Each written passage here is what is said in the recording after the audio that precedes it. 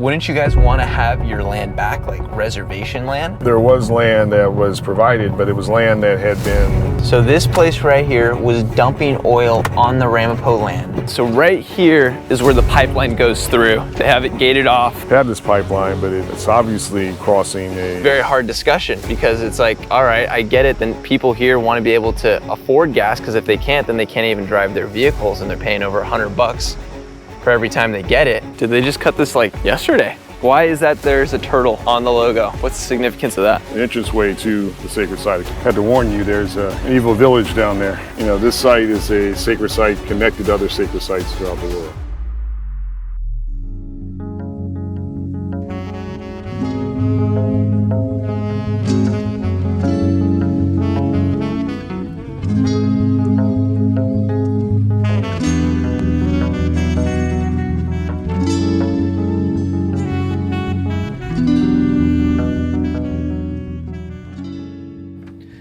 All right, so one thing that you did mention that we put a pin on is this idea of reservations. And, you know, when I hear that, and I think when most people hear that, they think of allocated land the government gave to Native Americans. You think of the Navajo, the Arapaho, I definitely butchered that, Seminoles, where they have land, they can do whatever they want. It's legally theirs, that it's been given back pre when they took it. And a lot of those places, either they built casinos, or some of them, you know, unfortunately, are in a very terrible state, like you said, where there's an insane amount of alcoholism, there's a lot of poverty, and it feels like a lot of those people and tribes feel like they've just been left to just use land that isn't very useful. There's not a lot there. And I was talking to you about this off camera, being, wouldn't you guys want to have your land back, like reservation land? And you made the point being that, you know, well, you know, a lot of these reservations feel more like camps where you don't have much to do and you're kind of just pushed off and become invisible. So it'd have to be good land. So kind of talk me through your whole perspective on reservations. Well, first, I would say that land was given. I would say that this was land that people have been able to maintain a connection to. I wouldn't even say remain. I mean, I'm not sure if there's a good word in English. Yeah, okay. But these are lands throughout, let's say, just north of the Rio Grande and what is now called the United States, where people have managed to survive and in many cases even thrive on these lands. Mm-hmm. You know, despite the poverty, and even that, I mean, that's something that was really introduced by Columbus and colonization. I mean, when you have good food, when you have good water, when you have your family, when you have you know, your recognized sovereignty, that's being rich right there. So you know, given the language that many communities have incredibly been able to retain, and we're reacquiring our language. How are you guys doing that? Well, we have relations in Canada in particular, but there are elders who survived up until some even the 21st century that spoke language, that spoke for Munsee, for instance, as their first language. Munsee, yeah. So we're in the process of the conservation and revitalization of the language. But yeah, so, and that's true through many of the communities here. There's over 500 federally recognized. There's over, I think, 60 state recognized or one of the state recognized communities.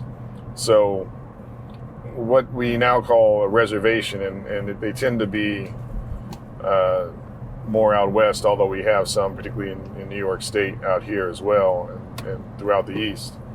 These are really our communities, many of them on our original lands, like us. We're on our lands that we originally have. And so the problem isn't that, the problem is really our human-to-human relations, not necessarily our relation to the land. So what it all comes down to is what we want is recognition of our our rights to the lands that we are on, and our rights to be treated as equal human beings to any other communities that are here, and not be just pushed around and moved to areas that, say, the group of people in power think we should be on.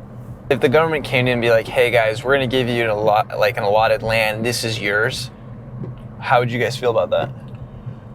I mean, we have that now in the sense of, just like other people in the area,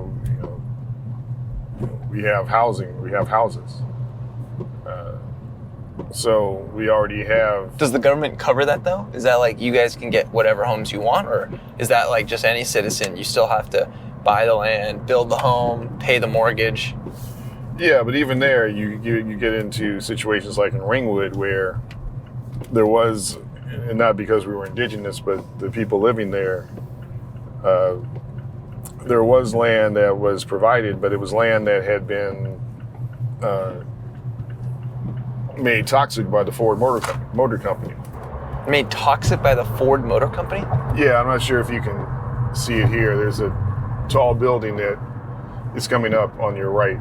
There's a tall building that used to be on the land of the largest auto plant in North America. Yeah. The Ford Motor Company, and for about 4 or 5 years, they were dumping all their toxic waste in Ringwood, where our people were, knowing that it was knowing that they were there. Yeah, that's it right there in front of us. So this place right here was dumping oil on the Ramapough land, and knowing that there were natives there, hoping that it would poison them, or unbeknownst to them? They just didn't care. I mean, they had to just. It wasn't just oil. It was really paint sludge. That was the main thing that they were dumping. But they didn't care, and knew it would make us sick. But they figured that it would help their bottom line. It would help them whatever bookkeeping they did. So it'd be cheaper to dispose it there than having to go through some sort of system. Yeah, and so that land, then some organization acquired it and then gave it to people, our people acquiring that land, not knowing that it was toxic. Then we built houses on it, and then a lot of people got sick.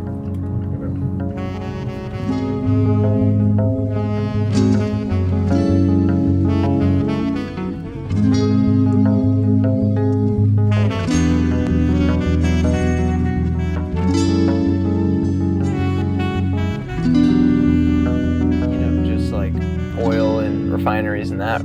I know that you were saying that they're building a pipeline right now through the Ramapough Mountain region over here in Mahwah. And that pipeline, I know we're coming up on it. So what's the story there? And what's been going on? Well, the pipeline was actually built in the 1960s.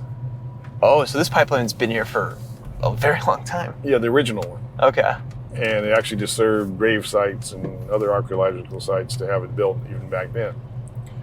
About 10 years ago, they significantly expanded it under a company I believe called Enbridge. I mean, they changed names. I think it was called Tennessee Gas and Electric, then Spectra, and now Enbridge. But now to add insult to injury, that pipeline is leaking. It is leaking. Since when was it leaking? I would say probably since a couple of years after it was constructed. Oh, so it was already built pretty poorly then. Well, not poorly, or all pipelines leak.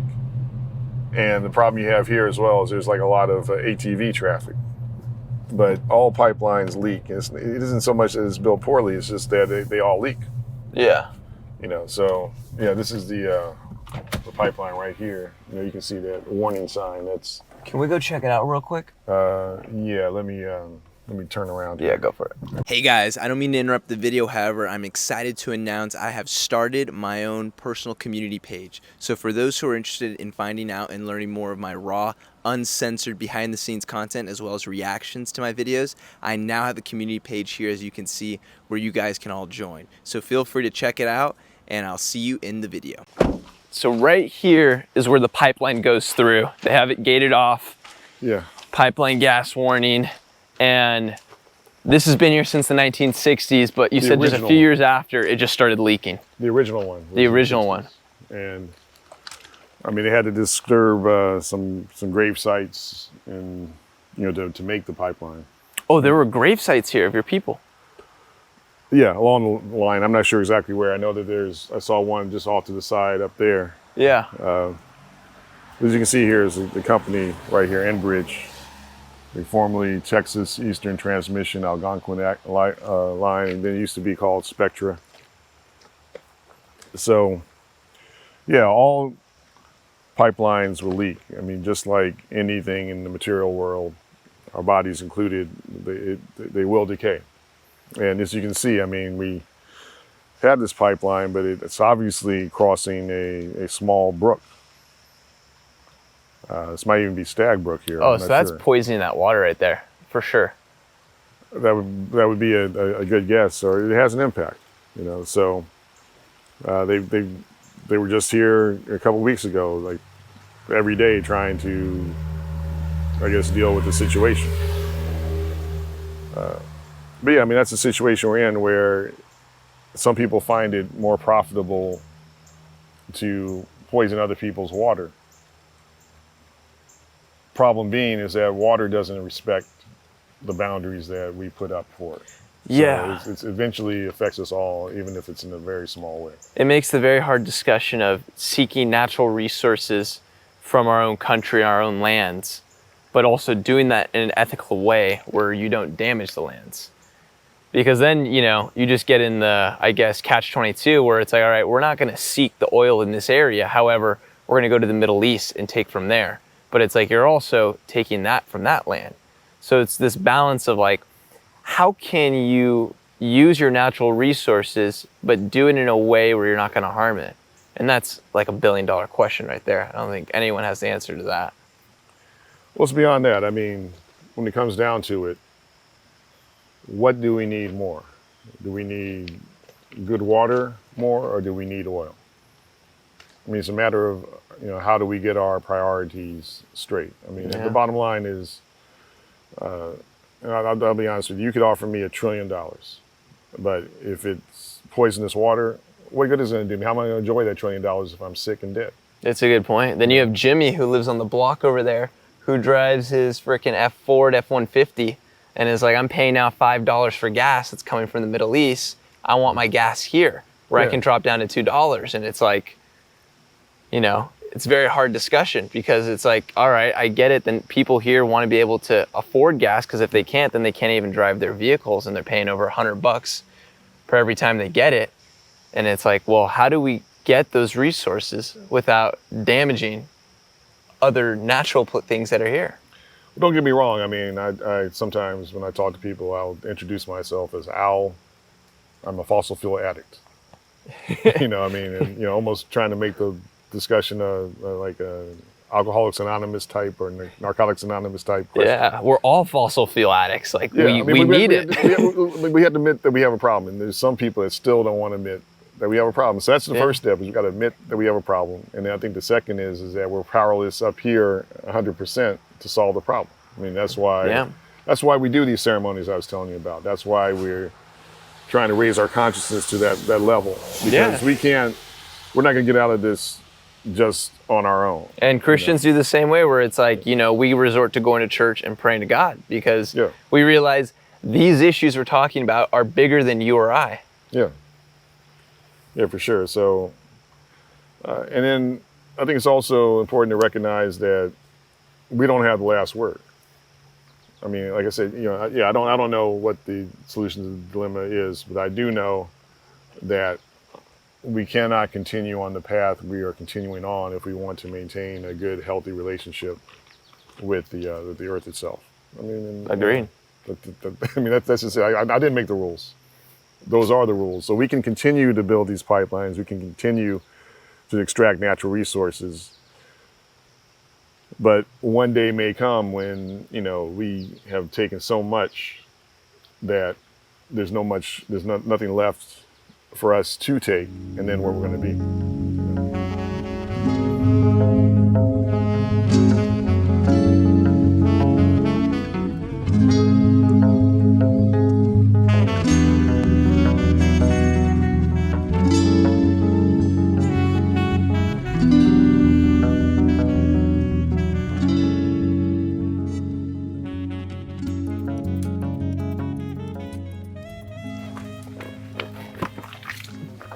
All right, we're here. We're about to enter the famous portal that is Split Rock. You have your keys? No, it's all right. We can leave them in there. Or... As long as no one robs it here, we're good, right? Oh no! I don't know if I feel about that laugh. They just cut down this tree. They just cut it? I guess maybe it fell down. I don't know. This used to. That looks like a perfectly. No, that looks cut because look at the debris. It's like. Okay. Why they did that? Did they just cut this like yesterday? Might have been yesterday. Yeah, I think I would have noticed it before. Maybe it was yesterday. Oh my gosh. I mean, this doesn't look like it was cut. I mean, look what. I guess It could have just broke, yeah. Maybe they cut part of it. No, because look, there's chopped pieces right there. I wonder why they did that.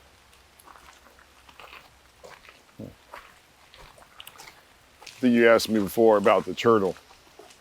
Yeah. Why is that there's a turtle on the logo? What's the significance of that? Different levels. I mean, one is that the turtle represents where the earth emerged from, or the earth itself. So much so that in the modern era, many people are starting to refer to the earth as Turtle Island. Turtle Island. Yeah, because of the stories of creation. And the other is the turtle. We have a turtle clan in our nation, and so the turtle is one of the sacred elements, or rather the sacred animals that we have a connection to. Like I just told you, I have a connection to owls. Yeah. We as a community have connection to the turtle. Oh, so it's not just an individual thing. It could be a group. Yeah. And the group for the Ramapough is the turtle. One of them. I mean, I'm actually the deer clan. You're the deer clan. Yeah. How'd you get in the deer clan, not the turtle? Because my ancestors are from over here in Hillburn, New York. Yeah. And that's people there are known as from the deer clan. Got it. And then up on the mountain at our center, that's the wolf clan. It's the wolf clan. And then the Ringwood, the place I told you where Ford dumped all that toxic mess. Yeah. That's the turtle clan.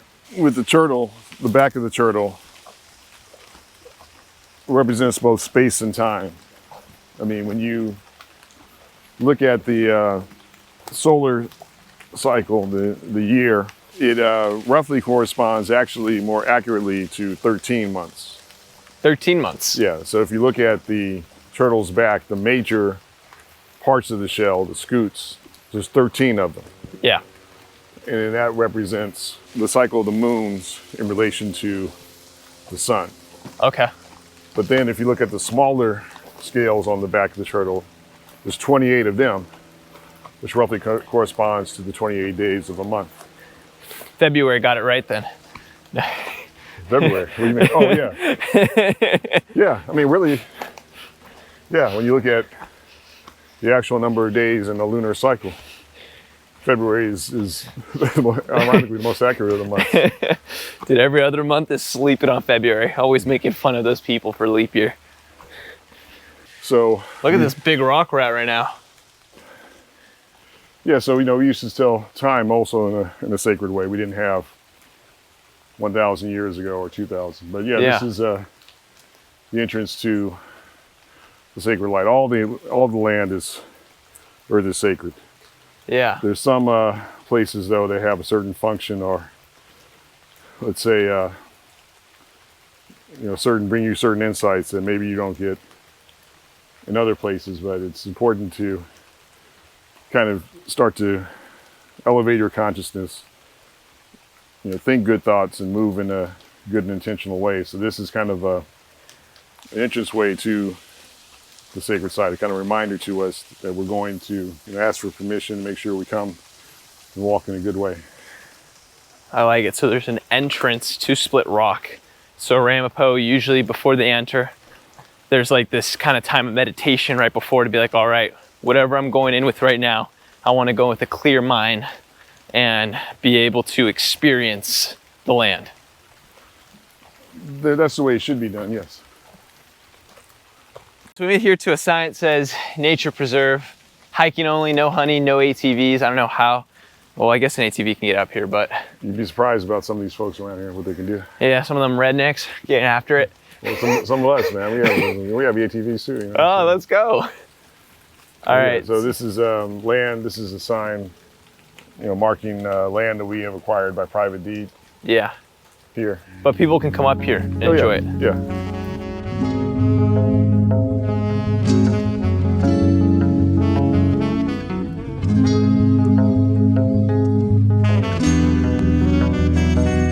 Wow. We are here on a rainy day, that's for sure.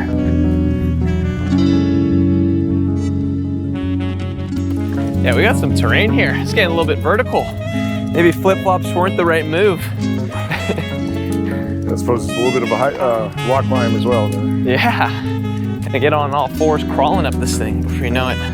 Okay, so looks like we have descended upon one of the famous portals here in the world. So when you say portal, it obviously sounds supernatural. What does it mean to the Ramapough? First, before that, I had to warn you, there's an evil village down there Oh yeah? that traps people Okay. and kind of keeps them. You can't see it now with all the fog, but I just thought I'd warn you in case you ever go over there. Okay, what's that village I should be aware of? It's called New York City. On a clear day, you can see the detention towers, where they trap people, and sometimes they'll even take them to the square and just blind them. Yeah. It's a place called Times Square. Pack them in like sardines. Pack them in and like just blind them with light. Factory farm over there. So, yeah. I mean, I'm just stealing their labor and all that. I don't know what they're saying. Oh my gosh.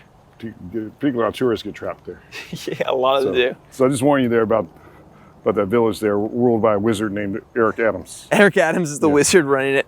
Yeah, just be careful. Oh, here we are. There's an American flag on there. Yeah, unfortunately, people don't So this was the know. graffiti they vandalized. Yeah, I'm getting it. It used to be worse. I'm working on it. You're working on removing it. Yeah. This is just to say that this site is a sacred site connected to other sacred sites throughout the world. Okay. I think maybe the best way to put it would be to quote a Lakota man named Black Elk. Who? Black Elk. Black Elk. Yeah. Sick name. And he, I think he was at the Little Bighorn battle, or the Battle of the Greasy Grass, they call it there. Yeah. When he was a young man. But he said he had a vision where he went up to his sacred mountain. He looked all over the world. He was able to see all the other sacred mountains throughout the world. Yeah. So that would have been a portal of sorts Yeah. in his vision. And that being his vision, he would have seen this mountain. He would have seen us on this mountain. Yeah. Then he would have seen, say, the Tibetans in the Himalayas. Maybe he would have seen other people on their sacred mountains. Okay. So in some ways, that's a portal of sorts when you recognize, the sacredness of the place that you're on, and you see that connection to other places throughout the world.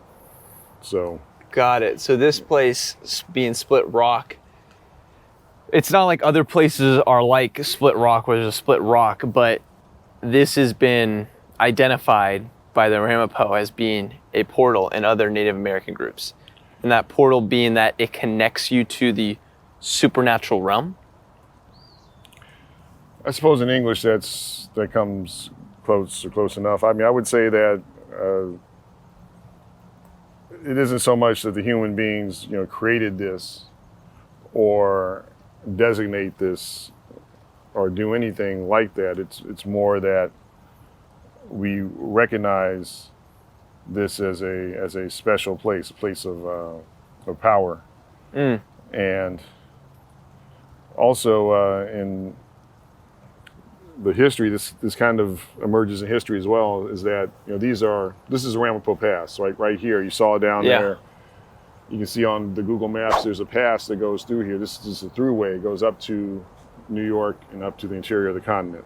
And that's what the Continental Army took. Well, For the Revolutionary War, right? Yeah, they would have had to have come through here to go over land to different places. They would have had to come through the Ramapo Pass.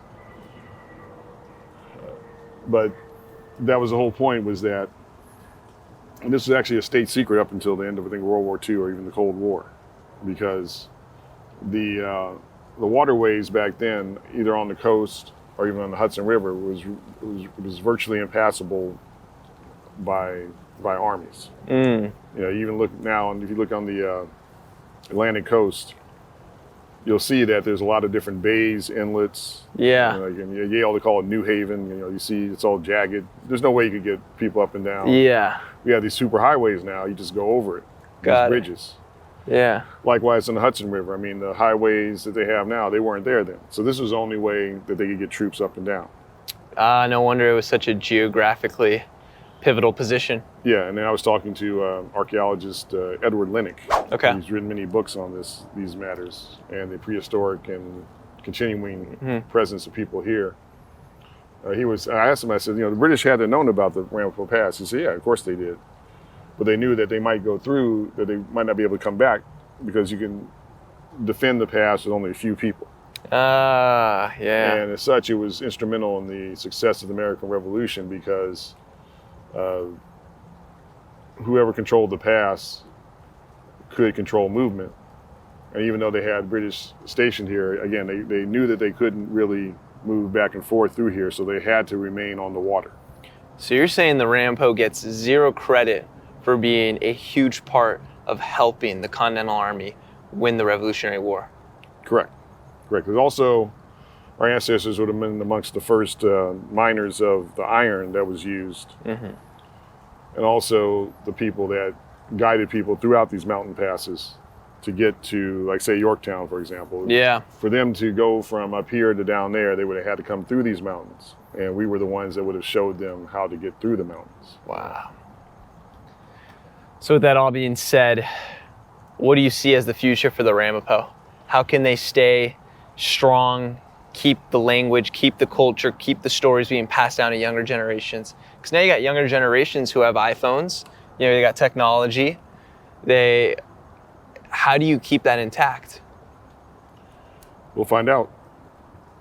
I would say, though, that we need to continue and maintain our connections with each other, our bloodlines, you know, in terms of our relations within our families, strengthening our families. And in many ways, it isn't that much different than anywhere else.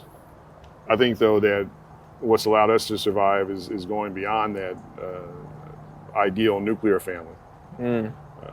But like any other places, we have forces. You mentioned the social media, the technology that tends to, you know, drive wedges. So we need to find ways to perhaps use that technology in a different way. Ooh, I like it. Put a spin on it. Yeah, well, I mean, it's I think Noam Chomsky, I think he put it well. Like, a hammer is a tool. You know, you can use a hammer to build a house. You can use a hammer to knock someone's head in.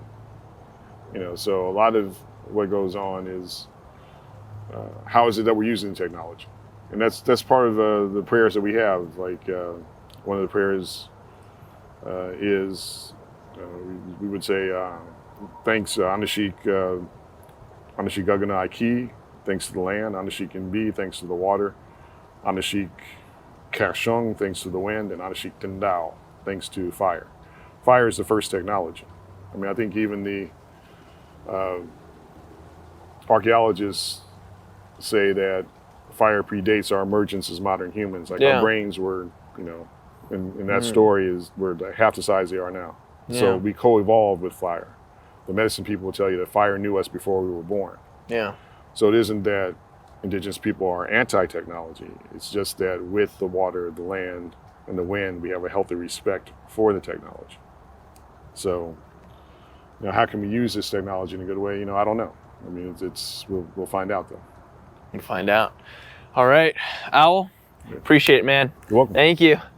There's Split Rock. Go check it out. Go check out the Ramapo Community Center. Come visit Owl and them. Show support. Thank you again. Till next time.